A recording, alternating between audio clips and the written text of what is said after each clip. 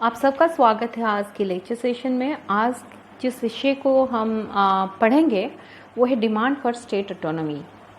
अब तक हम ये जान चुके हैं कि केंद्र राज्य संबंध में केंद्र एक डोमिनेटिंग पार्टनर या एक बड़े भाई का दर्जा पाता रहा है और इसके पीछे संविधान का भी मुहर लगा हुआ है कि थोड़ा सा सेंट्रलाइज्ड टेंडेंसी रहे भारत में। पर जब व्यवहारिक रूप से हम देखते हैं, मुख्य रूप से जिस तरह से पॉलिटिक्स चला प्रथम 3-4 दशक भारत में, 1947 के बाद की जो प्रथम 3-4 दशक थे उस समय, तो उस समय राज्य अपने आप को पूरी तरह से केंद्र में समाये हुए पाए और जैसे जैसे धीरे धीरे जो नई parties, local parties, regional parties या दूसरे पार्टीज़ जैसे कम्युनिस्ट पार्टी केरला में, ये अपने आप इन्होंने अपनी रूल को राज्य में लागू किया, इलेक्टेड होके आए, तो इन लोगों ने अब राज्य की ब्रीदिंग स्पेस के बारे में बात की। कभी कभी आवाज़ जो थी वो सिर्फ राज्य के ब्रीदिंग स्पेस के लिए नहीं, बहुत थोड़ी सी स्ट्रॉन्ग आवाज़ में भी बात होने लगी। तो इस तरह से स्टेट ऑटोनॉमी या राज्य स्वायत्तता की जो मांग है वो अपने आप बहुत महत्वपूर्ण हो गई।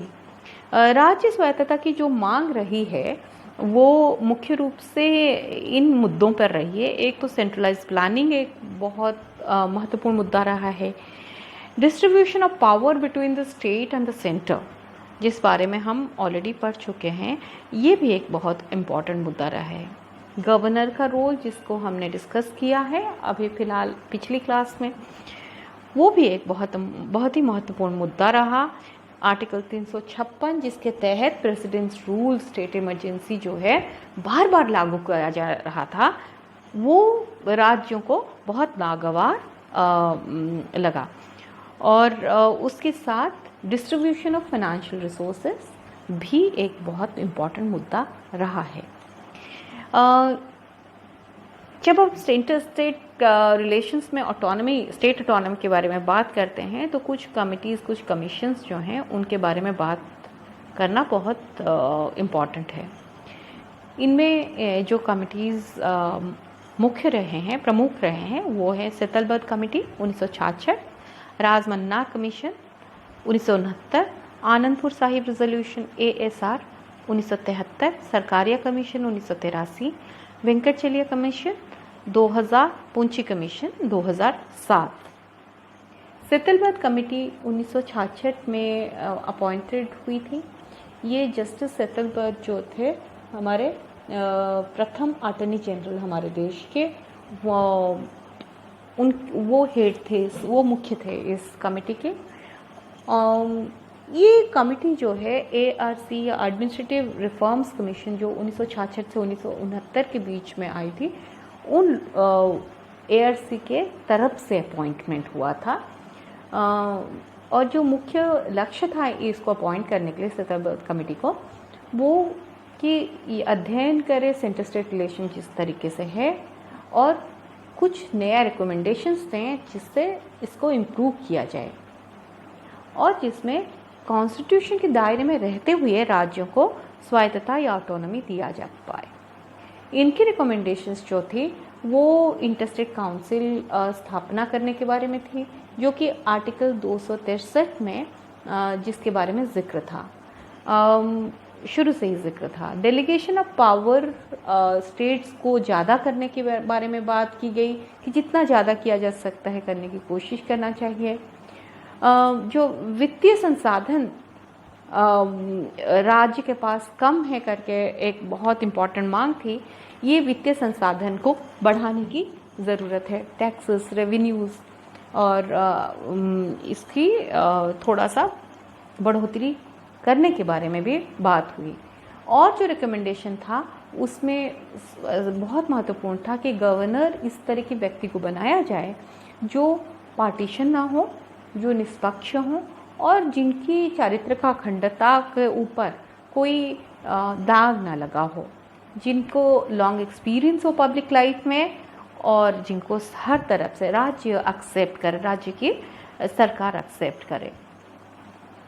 1969 में राजमन्नार कमीशन को अपॉइंट किया गया और ये सेंट्रल गवर्नमेंट का कमीशन नहीं था, ये तमिलनाडु गवर्नमेंट की एम करुणानिधि जब चीफ मिनिस्टर थे उन्होंने अपॉइंट किया था और ये 1971 में अपनी रिपोर्ट सबमिट किए।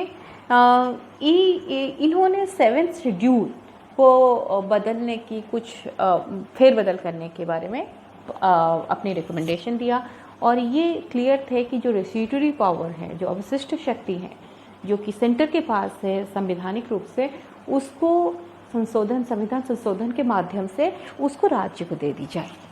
इनके और जो दूसरे रिकमेंडेशन थे वो एक इंटरस्टेट काउंसिल को जितनी जल्द से जल्द हो सके स्थापना करने के बारे में बात थी। वित्त आयोग को एक परमानेंट बॉडी करने के बारे में बात थी।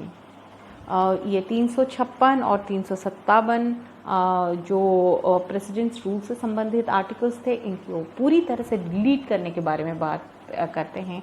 इनके अनुसार इसकी कोई आवश्यकता एक डेमोक्रेसी में नहीं है। मुख्य रूप से डेमोक्रेसी जो फेडरलिज्म के स्पिरिट के बारे में बात करता है, वहाँ पे इस तरह के आर्टिकल की ज़रूरत नहीं है। ये ऑल इंडिया सर्विसेज के खिलाफ थे, जैसे IAS, IPS, IFS ये मानते थे कि सिर्फ स्टेट लेवल सर्विसेज होनी चाहिए।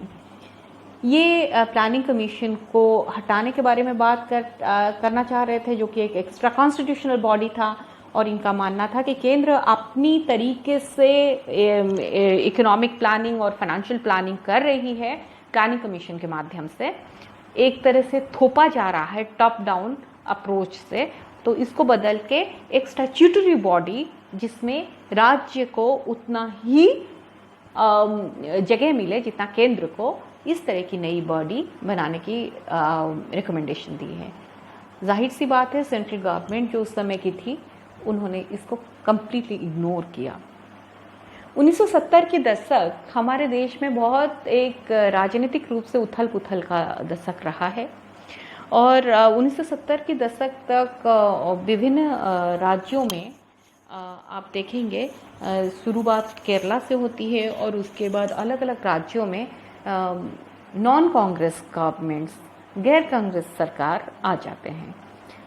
और ये गैर कांग्रेस सरकार जो है ये जैसे कि हमने अभी बोला कि सिर्फ ब्रीदिंग स्पेस के बारे में बात नहीं कर रहे हैं, इनकी आवाज़ कभी कभी बहुत स्ट्रॉन्ग भी हो गया था। जैसे पंजाब में अकाली दल जो ग्रुप था, जो लोकल पार्टी थी, वो अपने आप को बहुत धीरे धीरे आर्टिकुलेट कर रहा था 1970 के दशक में और वो पंजाब की जो हित है उसकी नज़रिए से सेंटर स्टेट रिलेशनशिप को देखने की कोशिश कर रहा था। और ठीक उसी तरीके से वेस्ट बंगाल और आंध्र प्रदेश की विभिन्न पार्टीज़ भी इस बारे में बात कर रही। उस वेस्ट बंगाल की जो कम्युनिस्ट गवर्नमेंट था वो भी पंजाब की जो ये अकाली दल था, अकाली दल की तरह अपनी आवाज़ काफ़ी स्ट्रॉन्ग करने लगा था, जहाँ केंद्र की डोमिनेशन के बारे में बात थी। ये अकाली दल जो है ये एक रिजोल्यूशन के साथ बाहर आया 1973 में, जिसको आनंदपुर साहिब रिजोल्यूशन या ASR हम कहते हैं। ये ASR या आनंदपुर साहिब रिजोल्यूशन जो था ये ज़्यादा स्वायत्तता, ग्रेटर ऑटोनॉमी के बारे में बात कर रहा था और ये मानता था कि the center's authority should be limited only to defense, foreign relations, communications, railways and economic coordination of currency। केंद्र को हर चीज़ में दिमाग लगाने की ज़रूरत नहीं, इनका मानना था। राज्यों को आप ग्रेटर ऑटोनॉमी दीजिए, वह स्वायत्तता के साथ रहें, वो अपनी अपनी आइडेंटिटी के साथ अपने आप को चलाएं, वो इसके लिए बिल्कुल वो काम कर सकते हैं, वो क्षम है। आप केंद्र का जो काम है वो डुप्लीकेशन नहीं होना चाहिए, वो सिर्फ डिफेंस, फॉरेन रिलेशंस, संचार ठीक रहे, पूरा भारत जितना बड़ा भौगोलिक क्षेत्र उसमें रेलवेज़ को चलाया जाए और इकोनॉमिक कोऑर्डिनेशन करे, यहीं तक सीमित रहना चाहिए।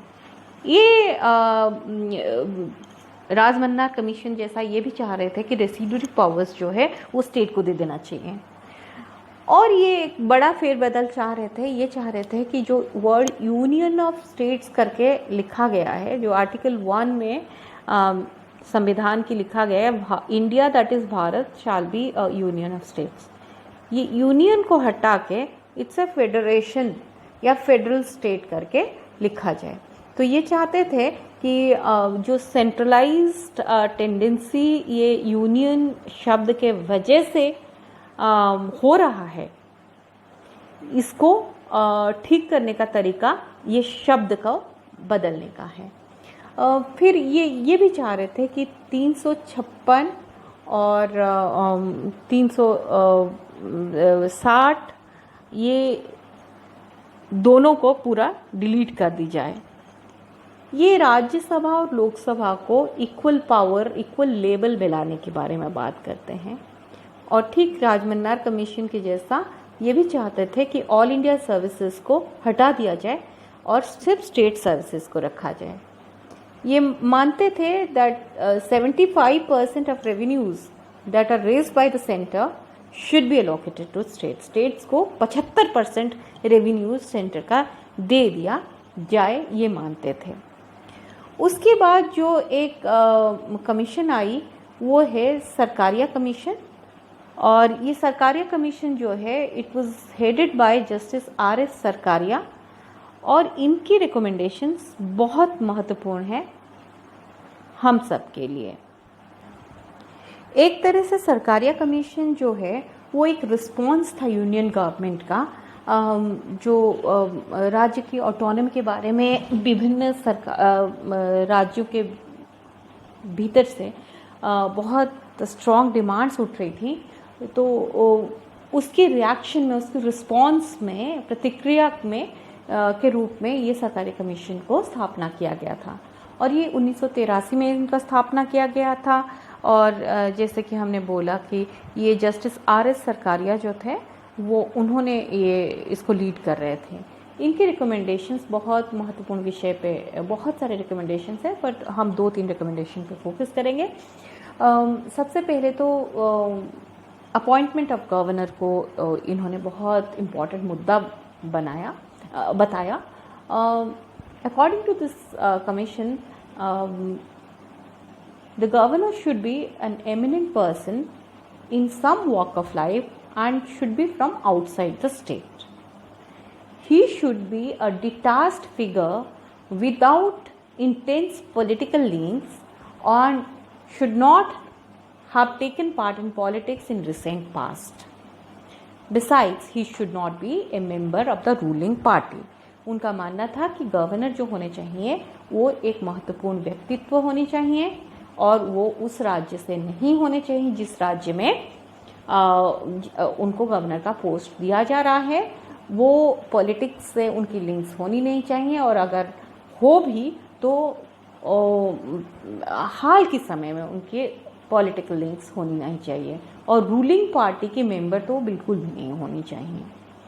ये भी माना गया कि जब अपॉइंटमेंट हो रहा है गवर्नर का तो चीफ मिनिस्टर, वाइस प्रेसिडेंट और लोकसभा का स्पीकर को कंसल्टेशन करना चाहिए, प्राइम मिनिस्टर के द्वारा कंसल्टेशन होना चाहिए, और उसके बाद ही गवर्नर के जो अपॉइंटमेंट है उसमें आप ग्रीन सिग्नल दिया जाए। गवर्नर के रिमूवल को लेकर भी इन्होंने बहुत कुछ बातें कही है। जैसे ये सरकारी कमीशन के अनुसार कि गवर्नर एक बार आए तो 5 साल तक उनको रहना ज़रूरी कर देना चाहिए, फिक्स टर्म कर देना चाहिए। उनको रिमूवल तब तक आप नहीं कर सकते हैं जब तक उनकी चारित्रिक अखंडता, उनकी नैतिकता, उनकी जो गरिमा, पद की गरिमा या संवैधानिक औचित्य की वो किसी तरह से खंडन ना करें। He should be removed before he should be removed before his tenure only on grounds as mentioned in the constitution, or if aspersions are cast on his morality, on dignity of the post of governor or constitutional propriety. और अगर उनकी removal की नौबत आती है तो state government को inform करना चाहिए और कंसल्टेशन के साथ उनकी रिमूवल होनी चाहिए। सरकारिया कमीशन ने 356 आर्टिकल की यूज़ जिस तरह से हो रहा था, जिस तरह से मिसयूज़ हो रहा था, हम कहें तो ज़्यादा सही होगा, उसके बारे में भी इन्होंने अपनी बातें रखी। जैसे इनकी रिकमेंडेशंस में कुछ रिकमेंडेशंस मैं आपको बता देती हूँ।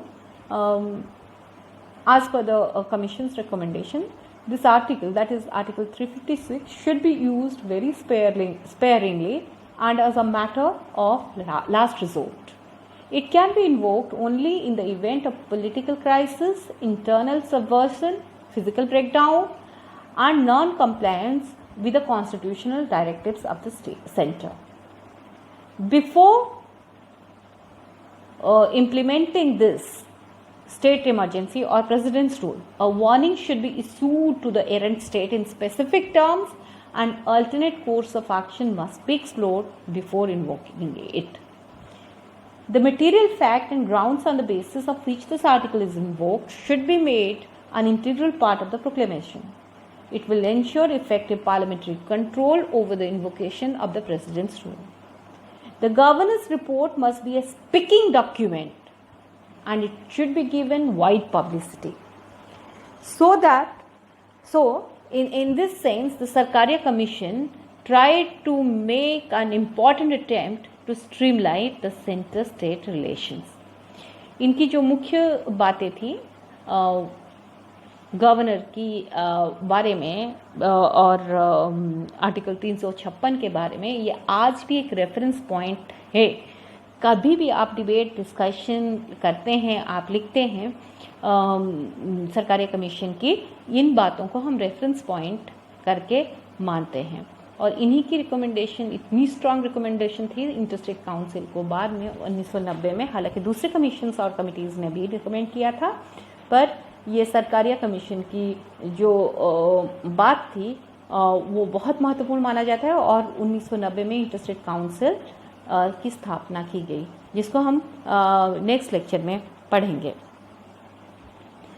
जो अगली कमीशन जिसके बारे में हम बात करेंगे वो है वेंकटचलिया कमीशन, 2000 में स्थापना हुई थी। इसको हम national commission for review the working of constitution भी बात बोलते हैं।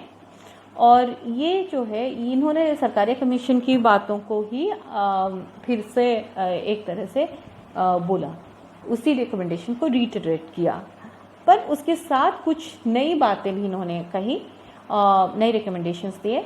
जैसे इनके मानना था कि the government should be appointed by committee. Government अपनी मर्जी से प्राइम मिनिस्टर किसी को भी बोल दें या पार्टी हाईकमांड किसी का भी नाम दे दें और प्रेसिडेंट उसके ऊपर नाम सिग्नेचर कर दे, ऐसा नहीं होना चाहिए।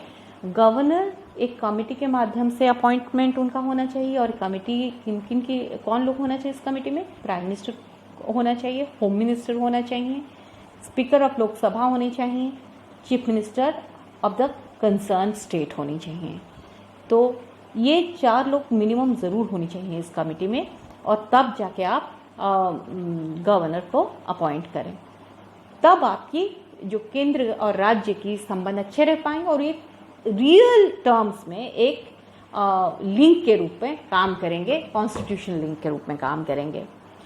दूसरा, management of disasters and emergencies should be included in the concurrent list of the 7th schedule.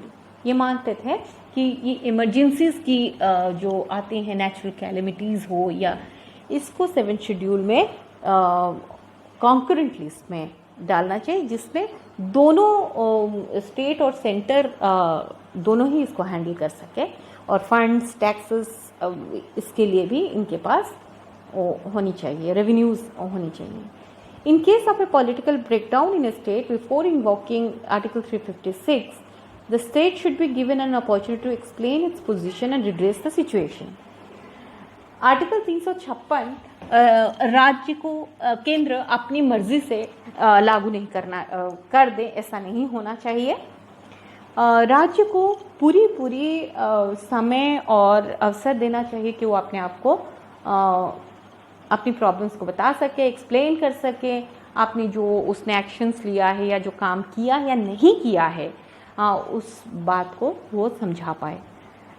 Interstate council of 1990 should clearly specify the matters that should form part of consultations। ये मानता था कि तब तक इंटरस्टेट काउंसिल स्थापना हो चुका था, 1990 में ही हो गया था, तो ये 10 साल हो गया था।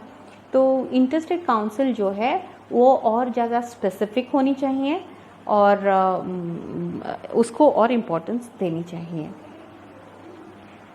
उसके बाद जो हमारे सामने जो और कमीशन आए सेंटर स्टेट रिलेशंस को लेके, उसमें पूंछी कमीशन, मदन मोहन पूंछी थे। पूंछी कमीशन बहुत इम्पॉर्टेंट है और ये जो है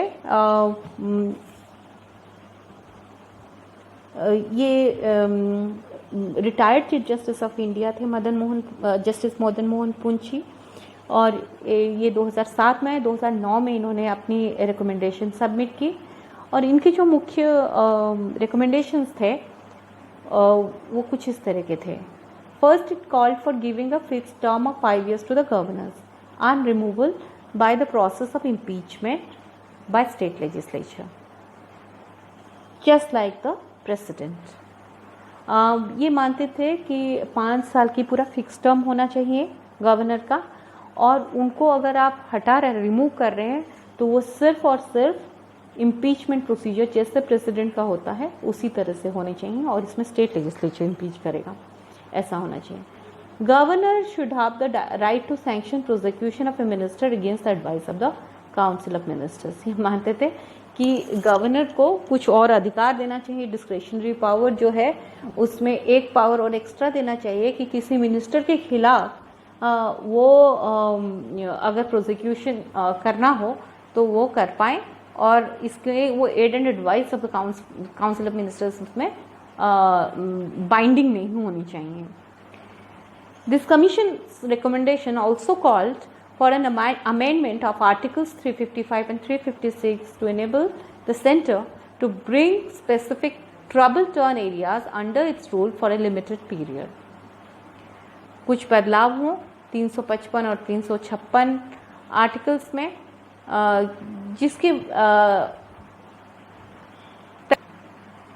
जिसके तहत एक इमरजेंसी प्रोविजंस को लोकलाइज किया जाए। तो इस तरह से ये जो नया प्रस्ताव दे रहा था पूंछी कमीशन, वो लोकलाइजिंग इमरजेंसी प्रोविजंस के बारे में बात कर रहे थे। फिर इनका और एक प्रपोजल था, वो that the state should have power to deploy its forces in case of communal conflagration and without state's consent for a short period, without state's consent for a short period of a week. ये मानते थे that centre should have the power to deploy forces.